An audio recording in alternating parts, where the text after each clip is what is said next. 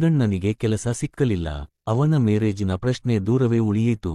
ಏಕೆಂದರೆ ಅವನು ಮೂಡಿಗೆರೆಯಲ್ಲಿ ಮಂತ್ರಿವರ್ಯರ ಅಮೃತಹಸ್ತಕ್ಕೆ ತನ್ನ ಅರ್ಜಿಯನ್ನು ಅರ್ಪಿಸಲೇ ಇಲ್ಲ. ಇದನ್ನು ನಾನೇ ಖುದ್ದಾಗಿ ಕಂಡ ಸಾಕ್ಷಿಯಾಗಿದ್ದೆ. ಮೂಡಿಗೆರೆ ಪೆಟ್ರೋಲು ಬಂಕಿನ ಪಕ್ಕದಲ್ಲೇ ತಾಲ್ಲೂಕು ಅಭಿವೃದ್ಧಿ ಮಂಡಳಿ ಆಫೀಸು, ಅದರ ಪಕ್ಕದ ವಿಶಾಲ ಮೈದಾನದಲ್ಲೇ ಮಂತ್ರಿವರ್ಯರ ಭಾಷಣಕ್ಕೆ ಏರ್ಪಾಟಾಗಿತ್ತು. ಆಗಸ್ಟ್ 15ನೇ ತಾರೀಖಾದುದರಿಂದ ಭಾರತ ಧ್ವಜ ಏರಿಸಿ ಅನಂತರ ಮಂತ್ರಿಗಳ ಭಾಷಣ, ಅನಂತರ ಸಾರ್ವಜನಿಕರಿಂದ ಅಹವಾಲುಗಳ ಸ್ವೀಕಾರ ಇತ್ಯಾದಿಗಳು ಕಾರ್ಯಕ್ರಮದ ಪಟ್ಟಿಯಲ್ಲಿದ್ದವು. ನಾನು ಬೆಳಿಗ್ಗೆ ತೋಟದಲ್ಲಿ ಔಷಧ ಸಿಂಪರಣೆ ಮೆಷೀನಿಗೆ ಪೆಟ್ರೋಲು ತರಲೆಂದು ಮೂಡಿಗೆರೆಗೆ ಹೋಗಿದ್ದೆ. ಬಂಕ್ ಬಳಿ ಪೆಟ್ರೋಲು ತುಂಬಿಸಿಕೊಳ್ಳುತ್ತಿರಬೇಕಾದರೆ ಖಾಕಿಬಟ್ಟೆ ಹಾಕಿಕೊಂಡ ವ್ಯಕ್ತಿಯೊಂದು ನಮಸ್ಕಾರ ಸಾರ್ ಎಂದಿತು. ದಿಗಿಲು ಬಿದ್ದ ನಾನು ಹೌಹಾರಿಯ ಆಕೃತಿಯನ್ನು ಸೂಕ್ಷ್ಮವಾಗಿ ಗಮನಿಸಿದೆ. ನೋಡುತ್ತೇನೆ, ಮಂದಣ್ಣ.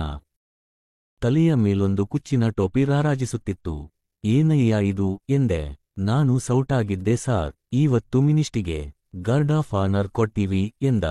ಅವನ ಹಿಂದೆ ಒಂದಷ್ಟು ಜನ ಅದೇ ಬಟ್ಟೆ ಹಾಕಿಕೊಂಡ ಅವನ ಹೈಸ್ಕೂಲು ಮಿತ್ರರು ಬ್ಯಾಂಡು, ತುತ್ತೂರಿ, ಹಿತ್ತಾಳೆಯ ತಟ್ಟೆಯಂಥವು ಏನೇನನ್ನು ಹಿಡಿದು ನಿಂತಿದ್ದರು.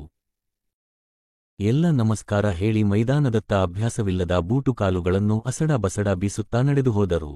ಕೊಂಚ ಹೊತ್ತಿನೊಳಗೆ ಬಾವುಟದ ಕಾರೊಂದು ಭರನೆ ಧೂಳೆಬ್ಬಿಸುತ್ತಾ ಮೂಡಿಗೆರೆ ಸರ್ಕಾರಿ ಟಿ.ಬಿ.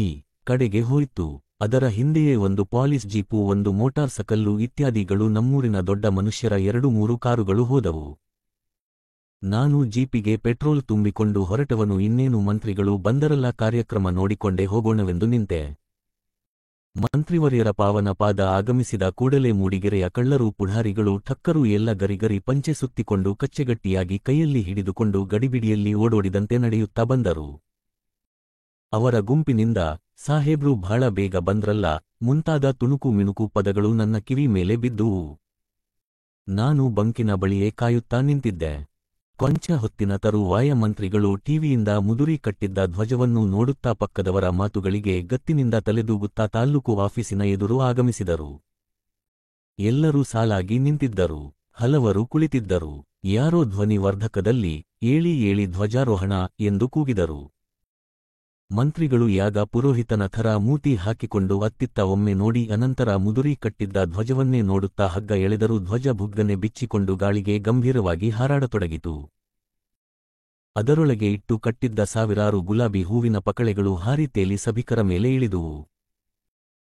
ಆ ಸಮಯಕ್ಕೆ ಸರಿಯಾಗಿ ಮಂದಣ್ಣನ ಸೈಟಿನ ತಂಡ ಪ್ರೇ ಪ್ರೇ ಪ್ರೇ ಎಂದು ತುತ್ತೂರಿ ಊದಿ ಢಮ್ಮರ ಢಮ್ಮರ ಢಮ್ ಢಮ್ಮರ ಢಮ್ಮರ ಢಮ್ ಎಂದು ಬ್ಯಾಂಡು ಬಜಾಯಿಸಿತು. ನೋಡುತ್ತೇನೆ, ಮಂದಣ್ಣನೆ ಕುತ್ತಿಗೆಗೆ ಬ್ಯಾಂಡು ನೇತು ಹಾಕಿಕೊಂಡು 9 ತಿಂಗಳ ಬಸುರಿಯರ ತರ ಹಿಂದಕ್ಕೆ ಓಲಿಕೊಂಡು ಗಿರಿ ಗಿರಿ ಕೋಲು ತಿರುಗಿಸುತ್ತಾ ಬ್ಯಾಂಡು ಬಜಾಯಿಸುತ್ತಿದ್ದಾನೆ. ಬ್ಯಾಂಡಿನ ರುಂದ್ರ ನಿನಾದ ಢಮ್ಮರು ಢಮ್ಮರು ಢಮ್ ಎಂದು ಉಕ್ಕಿತೋ ಇಲ್ಲವೋ ತಾಲ್ಲೂಕಾಫೀಸಿನ ಗೋಡೆಗಳು ಕಿಟಕಿಗಳು ಗರಗರ ಅಲುಗಿದವು. ಸುತ್ತಮುತ್ತಲ ಕಾಡು ಬೆಟ್ಟಗಳಿಂದ ಮಾರನಿ ಅನುರಣಿಸಿತು.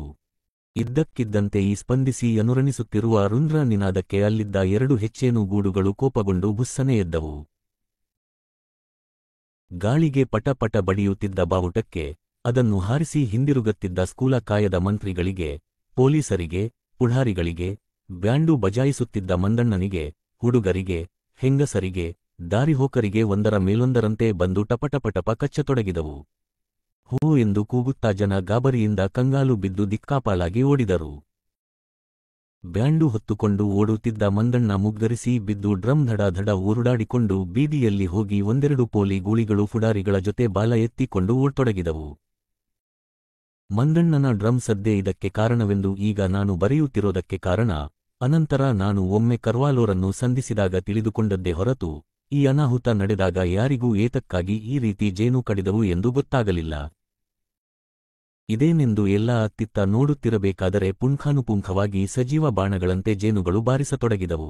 ಕೆಲವರಂತೂ ಏನು ಎತ್ತ ಏನು ಕಾರಣ ಒಂದನ್ನೂ ತಿಳಿಯುವ ಗೋಜಿಗೆ ಹೋಗದೆ ಹೋ ಎಂದು ಅರಚುತ್ತಾ ಗಲ್ಲಿ ಸಂದುಗೊಂದು ಬಿದ್ದು ಓಡಿ ಹೋಗಿದ್ದರು. ಮಂತ್ರಿಗಳಿಗೆ ಸರಿಯಾಗಿ ಜೇನು ಕಚ್ಚಿ ಅವರ ಮುಖ ತುಟಿ ಎಲ್ಲ ಊದಿ ಜಾಂಬವಂತ ನಂತಿದ್ದ ಮೋರೆ ಹನುಮಂತನಂತಾದುದರಿಂದ ಪೊಲೀಸರು ಕೂಡಲೇ ಕ್ರಮ ಕೈಗೊಂಡರು. ಪೊಲೀಸರು ಪೇಟ ಬೀಳಿಸಿಕೊಂಡು ತಕತಕ ಕುಣಿಯುತ್ತಾ ಓಡುತ್ತಿದ್ದುದನ್ನು ಪರಮಾನಂದದಿಂದ ನೋಡುತ್ತಿದ್ದ 6 ಜನ ಹೈಸ್ಕೂಲು ಹುಡುಗರನ್ನು ಮಂತ್ರಿಗಳ ನಿರ್ಗಮನದ ಅನಂತರ ಅರೆಸ್ಟ್ ಮಾಡಿ ಸ್ಟೇಷನಿಗೆ ಒಯ್ದು ಈ ಕಿಡಿ ಗೇಡಿಗಳದ್ದೇ ಕುತಂತ್ರ ಎಂದು ಥಳಿಸಿ ಅವರ ಮೇಲೆ ದೊಂಬಿಕೇಸು ಹಾಕಿ ಚಿಕ್ಕಮಗಳೂರು ಕೋರ್ಟಿಗೆ ವರ್ಷಾನುಗಟ್ಟಲೆ ಅಲೆಸಿದರು. ಜನಗಳೂ ಸಹ ಅವರ ಮೇಲೆ ಕೊಂಚವೂ ಸಹಾನುಭೂತಿ ತೋರಿಸದೆ ಆ ಮುಂಡೇಗಂಡಿಗೆ ಹಾಗೇ ಆಗಬೇಕು. ಆ ಫಂಕ್ಷನ್ನಿಗೆ ನಾನು ಹೋಗ ಬೇಕಂತಿದ್ದೆ, ಹೋಗಲಿಲ್ಲ ಸದ್ಯ ಎಂದು ಬೈದರು.